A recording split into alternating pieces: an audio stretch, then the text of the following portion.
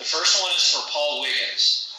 Please clarify your position on high-density housing, rezoning industrial property, and overall growth in the city. That was a long question. Try that again. That's right, okay. Please clarify your position on high-density housing, rezoning industrial property, and overall growth in the city. We don't want to, the industrial zoning is critical to the health of this city for our tax base. We don't want to be rezoning it to high-density housing. That's what that question was. That's doing the opposite way we need to go. We need to really work on our tax base to support our public safety budget. And right now, we don't have enough police as we need, and that's something we really need to focus on. Okay. This question is for John Baker. You said in a news article that Menifee should slow housing development and bring in more light commercial businesses. How practical is this, and how would you help accomplish it? What type of commercial business would you support?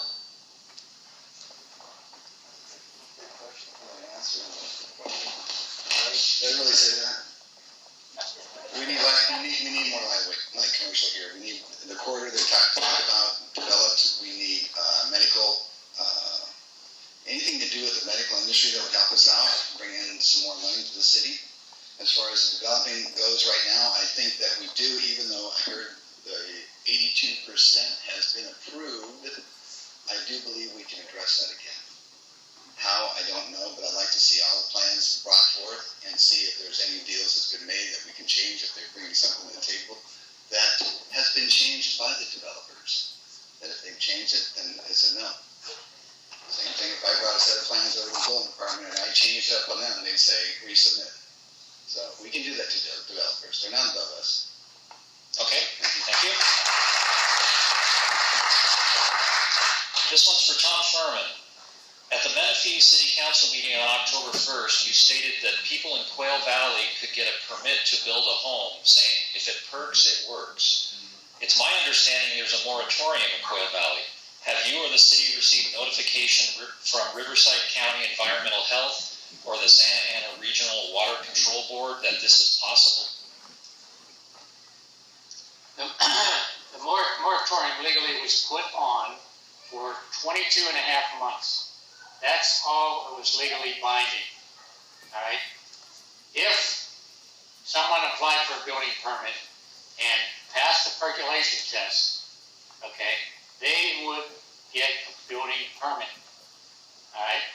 The environmental agency in Riverside, okay, will allow, right now, they will allow repair of septic systems, okay, that are existing. The big thing is the septic problem, all right? It can be fixed, it can't be replaced. But if a new place perks, it works, you can get a building permit. Nobody's applied. Nobody's ever applied, so we don't know if it works. Okay, but it's out there. Next question for Scott Mann. Did you pay for or have any part in the smear campaign flyers in 2012? You know, the 2012 campaign's already over.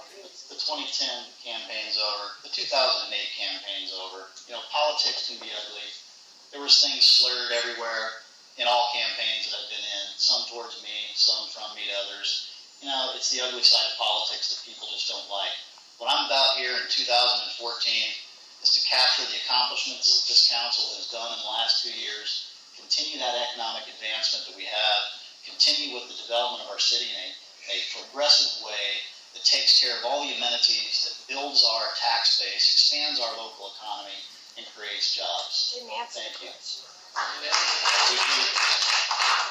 you like to answer the question? I thought I just did. We're just looking for a yes or no answer, I believe. No, the 2012 campaign's over. All right, we'll move on. Sue Christensen, what is your strategy to make it easier for more businesses to get started or move into Menifee so we can shop, work, and play locally? Well, actually, this is a throwback to when I was on the council.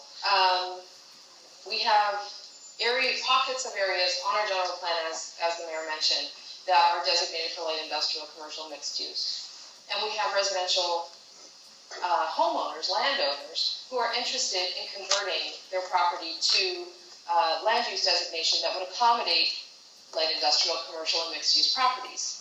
And I think that allowing them to do that when they have requested it and applied for it at their expense, honoring their land ownership, is step one. Step two, I went and met with the president of the junior college, Mount San Jacinto, and I said, we're flanked by 2 hospitals.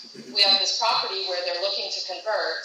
You have the education component. He said, oh my God, we could put together the education and feed them, the employees, which is the key to a successful industry in your community, a deep pool of qualified candidates. So that's one way I would do it. I would also actively seek out industry to bring to Menifee. Okay, thank you. Okay, this one is from Matt Leesmeyer. At a planning commission meeting, you stated one of the first things you wanted to do as a councilman is bulldoze the property known as the Middleton Garage, located at Holland Road and Marietta Road. Is this still your plan? If not, what has changed? I don't even know where the Middleton Garage is. Okay, so you didn't state that then. I did not say that. That was a lie. Okay. John Denver,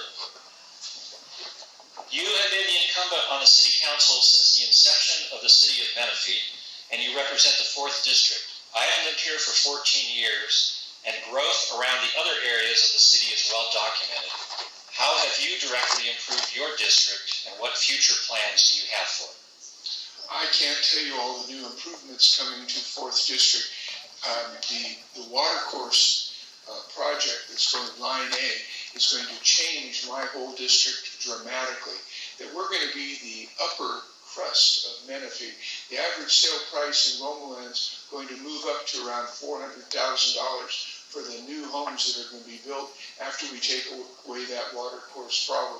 There's going to be more new businesses in Romaland in 2 years, the additions, than there are in the city of Menifee, totally add again.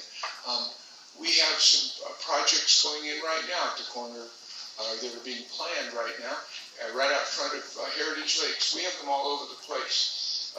My district is the one district that's going to improve most than all the other districts, and my job is to make sure that we get out of their way and let them develop it. Okay, thank you. Next question is for Gloria. We have a big gap between young families with children and the senior community. Both groups are important to the future of your district and the city. What will you do or have done to bridge that gap of entitlement and exclusion by the senior community toward families with children? I believe that by meeting on a regular basis with communities, with the families, and finding out what their issues and concerns are is where we can come up with the answers, how we can bridge the gap between seniors and young families. And that's not a bad thing. We are an intergenerational city. We have a large majority of seniors. We have young families moving in. We should be able to accommodate each generation with the type of housing, with the type of entertainment.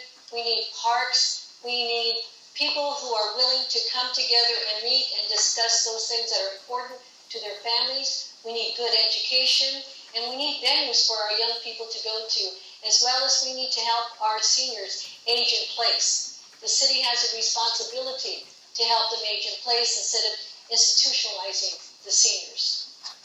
Okay, thank you.